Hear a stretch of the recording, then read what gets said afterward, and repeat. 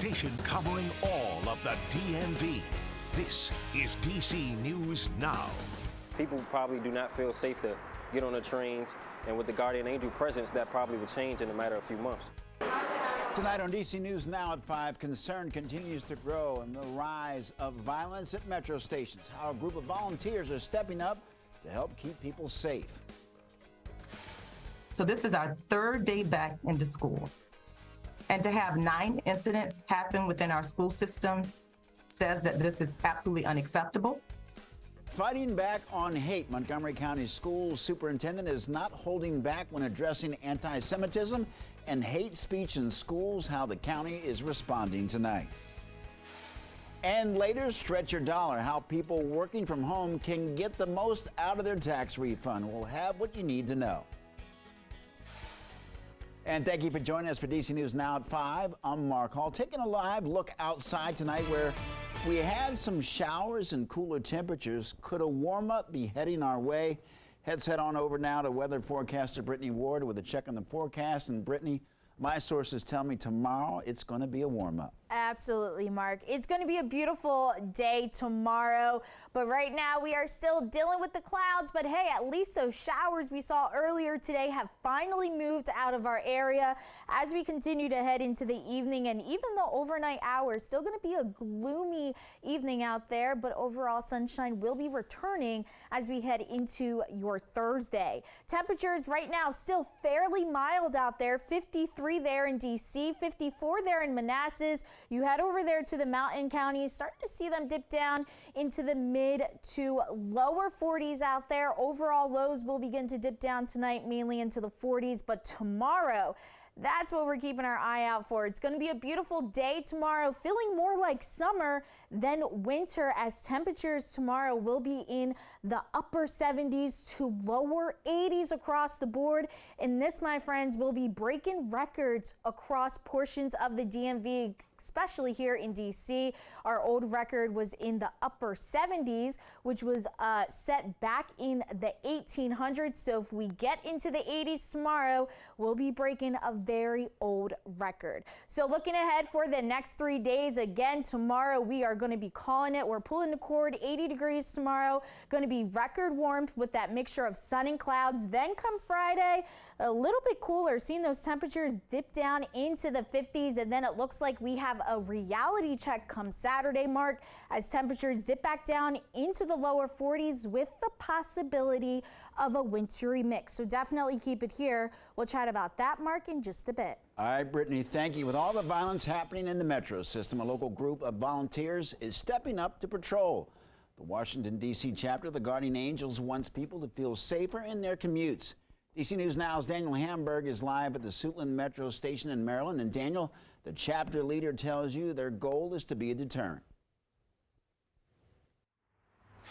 Yeah, Mark, this is a program that's been around in D.C. for about 34 years, but the Guardian Angels haven't really been a force on Metro lately because there hadn't been much problems on the network. But, of course, we've seen through the Potomac Avenue shooting and several bus incidents, there have been a lot of problems that have been made a lot of people feel uncomfortable. So what they're doing is they're trying to recruit more members to join their team, basically to patrol the metro system. We're talking about on trains and on the platforms so that people can really see them and get a sense that they are there and they are going to help keep people safe. They're talking about making sure that fights don't happen, and if they do, they might have to intervene, but they're getting some of the training on how to de-escalate situations and basically how to make people feel more comfortable.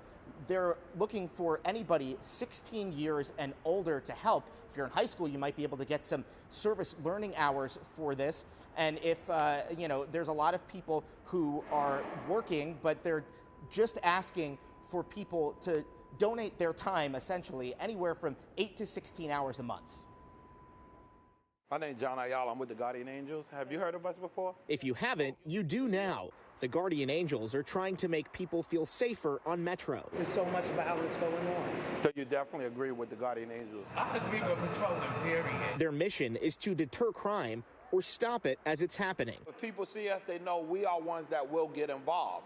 Meaning, if a fight break out, we will go in, we're going to break it up, have a talk with them, send them on their way. With the iconic red berets and white T-shirts telling people they're on patrol. Being in this situation, I kind of can help now. Tyrell Knight just joined the team after he came face-to-face with the Potomac Avenue Metro shooter on the train. Once he attacked Shantae Trumpet, once they both fell on the floor, all of us civilians jumped up to get on and hold him down so she can get back up, regather her things, and throw the gun on the train tracks. Now with about 30 others, he's helping to patrol the Green Line. We get a lot of people, especially in the black community, that complain that they don't see enough police officers on the metro system that run through Anacostia, Congress Heights, Suitland. And that's where they're focusing. When we're on the trains, we have talked to several transit police officers that came up to us. We walked up to, shook hands. They thanked us for being out here. The Guardian Angels are looking for more volunteers. While at the Suitland station on Wednesday, they found one. Y'all out here doing a good thing to protect the community. There's too much nonsense going on out here. After the Potomac situation and a lot more train cases, people probably do not feel safe to get on the trains. And with the Guardian Angel presence, that probably would change in a matter of a few months. So as you heard me say just a few seconds ago, 30 members on the team right now. They're looking to hopefully get 100 members to help patrol through these systems periodically, again, asking for people to really only 8 hours or 16 hours a month to help out and make people feel safe. We're live in Suitland, Maryland. Daniel Hamburg, DC News Now. Daniel, thank you for preventing a scary situation on the Metro. We learned overnight that Metro Transit Police seized not one, but 2 loaded semi-automatic rifles from teenagers. A lot of times we cover the aftermath of a tragedy, but this time these guns were apparently caught before they could do any damage. Now take a look at these pictures coming from the Metro Transit Police. They were made public late this morning, and according to police, this actually happened around 3:30 yesterday afternoon. They say 2 teenagers, a 17-year-old and an 18-year-old, were tampering with cars in the downtown Largo Metro garage, which is attached to the station. Those semi-automatic rifles were loaded at the time of the arrests. Now, these arrests come at a tense time for the transit system. Just this past Friday, a 19-year-old was shot and killed on board a Metro bus in Montgomery County. And exactly 3 weeks ago, a Metro employee was also shot and killed right on a station platform after heroically getting in the way of a gunman who was threatening a woman. So we took a closer look at the stats earlier today and found out that in January of this year, there were 8 weapon laws violations on the system. In both 2021 and 2022, there were 94 each year. Happening tonight as hate crime and reports increase in Montgomery County, activists are set to hold a community meeting to address anti-Semitism within Montgomery County Public Schools. And this afternoon, the superintendent is responding. Our Annalisa Gale joins us from the newsroom with the latest. Good evening, Annalisa. Good evening to you, Mark. That community meeting is expected to start at 7:30 p.m. As hateful messages continue to spread throughout the county, Montgomery County leaders are now working overtime to stop them. As a gay man and a Jew, I see the hate that exists out there, and we need to act as quickly as possible. In a letter to County Executive Mark Elrich, Councilmember Evan Glass is calling for the establishment of an anti-hate task force, pointing to 143 bias incidents reported in the county in 2021. The county executive and I have spoken. He is on board. We are now working on the parameters and the makeup of this so that we can get to work as quickly as possible. Of the incidents reportedly motivated by religion, Glass says 85% were considered anti-Semitic. We simply won't accept anti-Semitism in our schools. We just will not. We will do everything and anything we have to do to eliminate this scourge. In January, a dozen anti-Semitic messages were reported in the county, up from 5 in December. In one instance, a middle school student sent derogatory messages to another student. On Wednesday, Superintendent Dr. Monifa McKnight shared with the community that the school system is working to address the issues. We've had 9 incidents, anti-Semitic incidents happen in our schools since Friday. We're trying to do a proactive meeting with Jewish parents who are concerned so that in the event that it does happen, in their school, we can explain to them what to do. Councilmember Will Jawando is also calling for a comprehensive plan when it comes to crime in the county. And to put strategic resources in place. We will not suspend our way out of this, but we do have measures of accountability that we will enact. Mark, that anti-hate task force that's being proposed will not only address anti-Semitism, but all forms of hate. In the newsroom, Annalisa Gale, DC News Now. Annalisa, thank you. Well, developing now, police are looking for more victims of a man accused of sexually assaulting a child in Arlington County. 94-year-old Adolfo Zambrano is facing aggravated sexual battery charges. It happened on Columbia Pike in Arlington back on February 10th. Police say that he inappropriately touched a child before they left the house. An investigation revealed that he also assaulted another child back in 1999.